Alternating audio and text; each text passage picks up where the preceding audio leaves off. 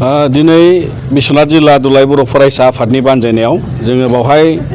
गोबां जोंनि आगुनि दैदेनगिरि बिथांमोन आरो सानसुमै बिथांमोनहा बाहागो लादों आरो गुबुन गुबुन आफादनिफ्रायबो बेयाव बिथांमोनहा बाहागो लाफैदों आरो बेवहाय बिटिआर गोरोबथानि सोमोन्दोआव जोङो गुबैयै जोंनि जे आद्रा थानाय गामि थिसननायनि मेन बिथांखिखौ लानानै जोङो बावहाय गुवारै सावरायनाय जादों। मानोना जों मिथिगौ बिटिआर गोरोबथा जानायनि उनाव बे सनितपुर आरो बिश्वनाथआव थानाय गासै बर' रायजोआ जोङो बिटिआर गोरोबथाजों बड'लेण्डनि सिमायाव गोग्लैनो मोनसिगोन, हाबनो मोनसिगोन आरो बिनिखौ लानानै जोंनि बेनि रायजोफ्रा जों बयबो रंजाखांदों आरो दुलाराय बर' फरायसा आफादा बे बिथांखिखौ मावफुंनायाव आसाम सरकारनि गेजेरजों कमिसन दानायनि उनाव जोङो नारा नाथा गोबां खेब जोङो दासिमबो जोंनि दाबिनायखौ जोङो लाखिबोदों आरो बियो दिनै मोनसे अबस्थासिमाव 60 गामिया हाबखांबाय, इलेक्सनावबो बाहागो लाबाय आरो बे मोनसे प्रसेसआव दाबो दं। नाथाय दुखुनांथाव बाथ्राया बे जे जोंहा दासिम जोङो सनितपुर आरो बिश्वनाथखौ ज' खालामनानै 539 गामि बिनिफ्राय दङ आरो बिटिसिनि खोलायाव सिगांनि एकट बादि आद्रा थानाया 95 गामि दङ। गासै 634 गामि मोनबावनांगौ जोंहा दङ। नाथाय बिनि गेजेराव दिनै जि बिश्वनाथनि बेवहाय जोंहा जि सावरायनायाव लादों बेवहाय मोनसे बाथ्राया जोबोद रोखा जे बे हालामनि दासिम 534 मुंख्लं जानायनि उनाव थांनानै थानाय बर' फिसाफ्रा बड'लेण्ड रायजोनि थाखायसो आन्दलन खालामदों आरो बड'लेण्ड मोनथ'यैनि सिगां 6 सिडुल काउन्सिलाव बिटिआर एकर्डनि दारै हाबनो मोननांगौनि लाहार फाहारावसो जों दङ।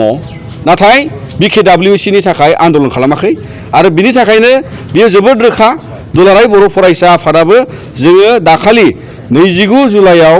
जि इउबिपिअनि एप्लिकेसनजों 161 सनितपुर बिश्वनाथनि गामिखौ बिकेडब्लिउसिआव सोसननो नागिरनायनि जे राहा लानाय बेखौ जोंनि दिनैनि सावरायनायनि गेजेरजोंबो बिश्वनाथआवबो बेखौ 100% हेंथा खालामो आरो बिथांमोना बेखौ बोखांना लाफिननांगौनि थाखाय दिनै बे बिश्वनाथ हालामनि जानानै दुलाराय बर' फरायसा आफादाबो जों गोख्रों रावजों खावलायो जाहाथे बिथांमोना बेखौ बोखांना लाफिननांगौ आरो बिटिआर गोरोबथानि गामि सोसननायनि गामि हाबजोबनायनि खामानिया जोबागौमानि बिकेडब्लिउसिआव हाबनांगौनि गामि बिख'नांगौनि बाहाय खुनु प्रश्न गैया। मानोना बिथांमोनहा अराय सम गोसोआव दं जे जोंबो गोसोआव दं बे बिश्वनाथ ओनसोलनि रायजोफ्रा ओंखाम उखै हाबनानै दुखु खस्थ' खालामनानै थै दान होनानै बिथांमोनहा बड'लेण्डनि सोमावसारनायाव बाहागो लादों। बिथांमोनहा बिकेडब्लिउसिनि आन्दलनाव बाहागो लायाखैमोन आरो बेनि थाखायनो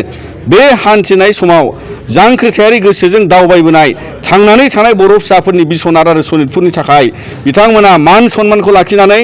मान सन्मानखौ दिथा खालामनानै बड'लेण्डनि इयुननि सिमांखौ दिथा खालामनानै बिटिआरआव हाबनांगौनि थाखाय बिथांमोनहा दिनै बे थिरांथाखौ इउबिपिअआ बेखौ उइद्र' खालामनांगौ आरो बर' माहारिनि मोजांनि थाखाय इयुननि खौसेथिखौ नोजोर बोनानै जाहाथे बेयाव जेबो गुलाय गुजायनि राजखान्थि खालामा जोङो बेखौ खावलायगोन आरो बेनिफ्राय जोंनि बेवहाय गासै बर' रायजोआ अराय सांग्राङैनो दङ आरो बेबादिनो बयबो सानसुमै मेलेमजिबि बिथांमोनहाबो सांग्राङैनो दङ आरो बेनि थाखायनो बिथांमोना बेबादि राजखान्थियारि कौशलनिफ्राय राजखान्थियारि बेबादि गुलाय गुजाय थासारि एबा डिभाइड एन्ड रुल पलिटिक्सनि भिक्टिमाइज जानो नाङा, जोंखौ भिक्टिमाइज खालामनो नाङा आरो बिनि थाखायनो बिथांमोना बिनिफ्राय गोजानाव थानांगौ। मानोना बड'फा उपेन्द्रनाथ ब्रह्मआ आन्दलन खालामजेननायनिफ्राय बेयावबो हान्थिफैनानै मोनफ्रोमबो बर' ओनसोलाव हान्थिनानै बिथाङा जोंखौ बुंलांदों जे united we stand divided we fall. बिनि थाखायनो जों जयै गसंनांगोन आरो गावस्रायोबा जों जेनगोन आरो बिनि थाखायनो सनितपुर बिश्वनाथनि गोख्रों माहारियारि गोसो थानाय बिथांमोनहा दिनैसिमबो बे इउनाइटेड मोनसे माहारियारि स्पिरिटआव सेन्टिमेन्टआव दं आरो बेखायनो जोंनि बेयाव थानाय दुलाराय बर' फरायसा आफादनिफ्राय जों खावलायगोन जे बर'फोरनि बिश्वनाथ आरो सनितपुरनि सेन्टिमेन्टजों माहारियारि बादजों गेलेनाङा, नङाबा बेयो उननि समाव बेयो बर' माहारिनि थाखाय मोनसे गोसोम दागो जागोन होननानै जोङो दिनै नोंथांमोनखौ खावलायगोन जे बेखौ बोखांनानै गोख्रै लाफिननांगौ आरो जोंबो बोखांनांगौनि थाखाय आसाम सरकारखौ जोङो खावलायगोन। नाथाय इउबिपिअआ मैया सनितपुरनिफ्राय जे बिटिआरआव जाय थानो गोसो गैया जों बिथांमोनखौसो बुंदों आरो जाय बिटिआरआव सिमायाव जाय बे गोग्लैया नै बिथांमोनखौसो खावलायदों होननानै बिथांमोना डिक्लेयार होदों। सनितपुर आरो बिश्वनाथनि इउबिपिअआ रायजोनि गोसोखौ संदाननो हाग्रा आफाद जाखो। बिथांमोनहा आन्दलन जाफुनाय थार्ड फेजनि आन्दलननि समाव आसामाव बर' कसारि काउन्सिल दानांगौनि थाखाय बर' कसारि अट'नमास काउन्सिल दानांगौनि थाखाय दाबि खालामनानै जोनोम मोन्दों। जोंहा गोजोननाय दं जानांगौ, नाथाय सनितपुर बिश्वनाथनि बै समाव रायजोफ्रा खिन्थु बड'लेण्ड सोमावसारनायाव मानगोनां प्रमद बर' बिथांनि दैदेननायाव रानथाब थुनथाब जों बयबो राजा लामा रेल लामा सुबुं गौमा जोङो बाहाय बाहागो लाबोदों। दा बिनि थाखायनो नोंथांमोना बे रायजोनि गोसोफोरखौ लानानै बेबादि बिजिरनाङा, मानोना नोंथांमोननि सेन्ट्रेल इउबिपिनि दरखास्तआव मोनसे क्लियार बाथ्रा ओंखारदों। बिथांमोना बेखौ मख'नायनिफ्राय माब्ला